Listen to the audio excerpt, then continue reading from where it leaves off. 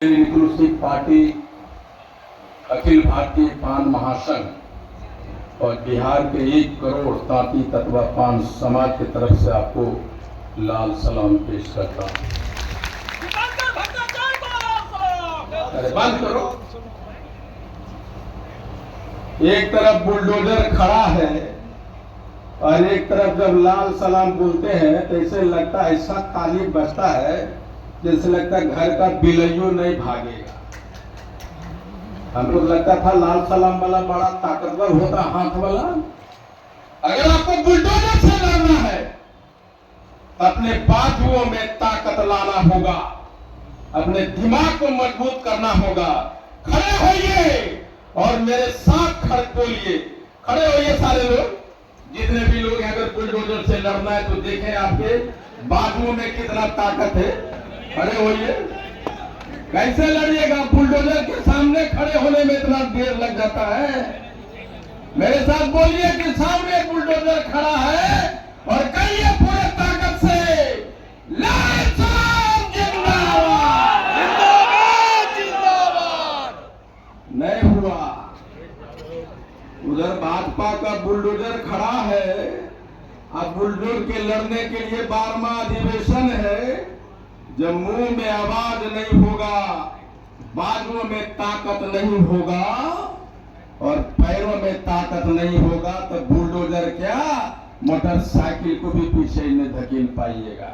बोलिए पूरे ताकत से, ऐसा बोलिए कि नरेंद्र मोदी और अमित शाह और भाजपा के सरकार के कान का जो पर्दा है ना वो फट जाए। बोलिए लाल सलाम जिंदाबाद, जिंदाबाद, जिंदाबाद। देखिए वो जो आदमी खड़े हैं कोर्ट में व्हाइट शर्ट में, उनके मुंह से आवाज नहीं निकला लाल सलाम का।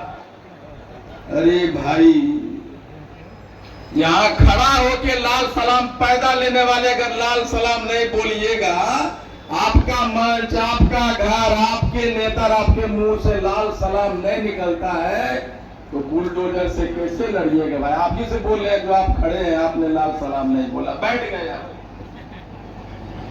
आपको याद होगा हमने विधानसभा में कहा था, सम्राट जी उस समय गृह मंत्री थे, कि सम्राट जी आप मजबूत आदमी हैं, लोग बोलता है कि बुलडोजर चला रहे हैं आप। और मैंने कहा जब आप बुलडोजर की बात करते हैं तो लगता है कि नकलची आदमी है, किसी का कॉपी कर रहे हैं।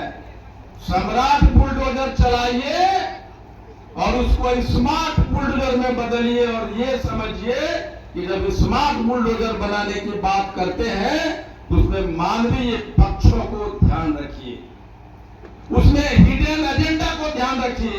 जब हम मानवीय पक्षों की बात करते हैं तो हमने कहा था जब बुलडोजर आपका चलता है तो परिभाषा घरों का बदल जाता है। जो झोपड़पट्टी है, जिसमें झोपड़ियां बनी है, वो आपके नजर में बुलडोजर में घर नहीं होता। आपके नजर में घर वो होता है जो 5 स्टोरी बिल्डिंग है, जो पक्के का मकान बना है, जो महल है, जो कोठियां है, वो घर होता है।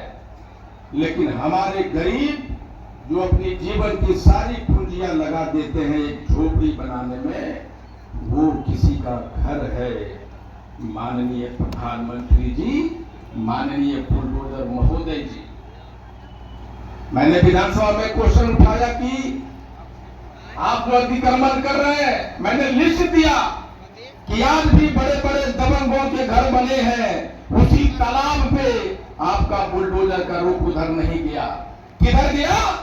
जिधर मुशहरों की बस्ती थी, जिधर ततवा की बस्ती थी, जिधर पासवानों की बस्ती थी, जिधर दलितों की बस्ती थी।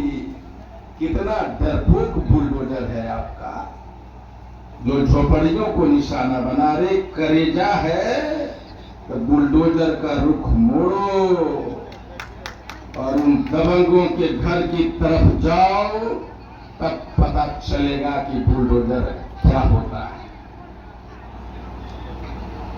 भाजपा के